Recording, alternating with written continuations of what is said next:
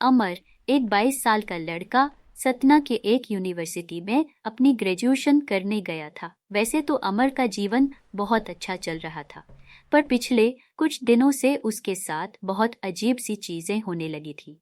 दिन में तो सब सही चलता था, पर जैसे ही अमर रात को सोता था, उसे नींद में अजीबोगरीब सपने दिखते थे। अमर को सपने में एक लड़की दिखती थी जो हमेशा दीवार की ओर मुंह किए रोती रहती थी, और जैसे ही अमर उससे कुछ पूछने की कोशिश करता तो उसकी नींद खुल जाती। यह सिलसिला बहुत दिन तक चला। अमर को कुछ समझ नहीं आ रहा था कि ऐसा क्यों हो रहा है और वह लड़की कौन है। पर कुछ दिन ऐसा ही चलने के बाद एक रात अमर सो रहा था तो उसे कुछ अजीब सी आवाज सुनाई दी, जैसे उसे कोई उसके नाम से बुला रहा हो। अमर उठ जाता है और वो ध्यान से उस आवाज को सुनने लगता है। वह अपने बेड से उठता है और दूसरे कमरे में देखने जाता है।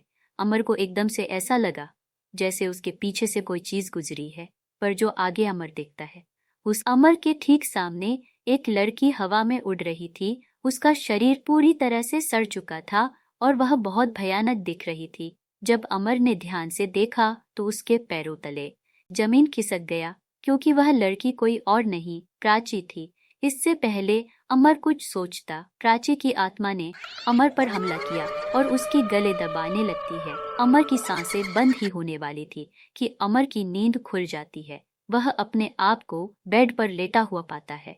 उसकी आंखों ने जो सपने में देखा विश्वास कर पा रहा था, और अमर जब इसके बारे में गहराई से सोचता है, दरअसल अमर जी कॉलेज में पढ़ता था।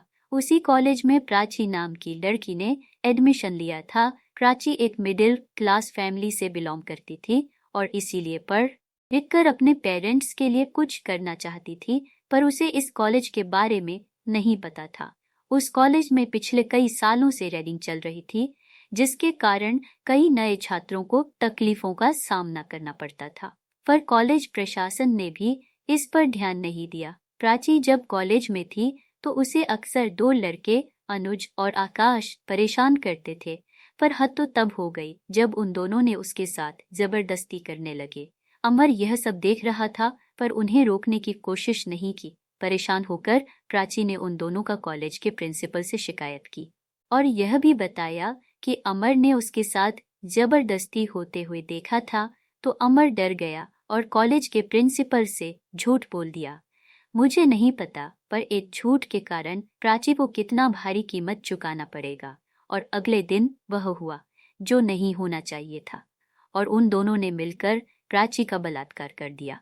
प्राची यह सहन नहीं कर सकी और कॉलेज के बिल्डिंग से कूदकर आत्महत्या कर ली। प्राची का शरीर इस दुनिया को छोड़कर जा चुका था, लेकिन उसकी आत्मा को न्याय चाहिए था, और एक अमर ही था जो प्राची को न्याय दिला सकता था। इसीलिए प्राची अमर के सपने में आकर अपनी मदद के लिए पुकारती थी। जब अमर को यह एहसास हुआ कि वह कितनी बड़ी गलती की है, तो वह टूट गया, क्योंकि अपराधियों को बचाकर जाने अनजाने वह भी अपराधी चुका था। इसीलिए समय न गवाते हुए अमर ने उसी रात पुलिस को फोन किया, सारी बातें बता दिया। देर से ही सही, किंतु अमर ने सही फैसला किया और अमर के गवाह पर अगले दिन पुलिस कॉलेज पहुंचकर उन दोनों को गिरफ्तार कर लेती है। और इसके बाद फिर प्राची की आत्मा ने अमर को कभी परेशान नहीं किया।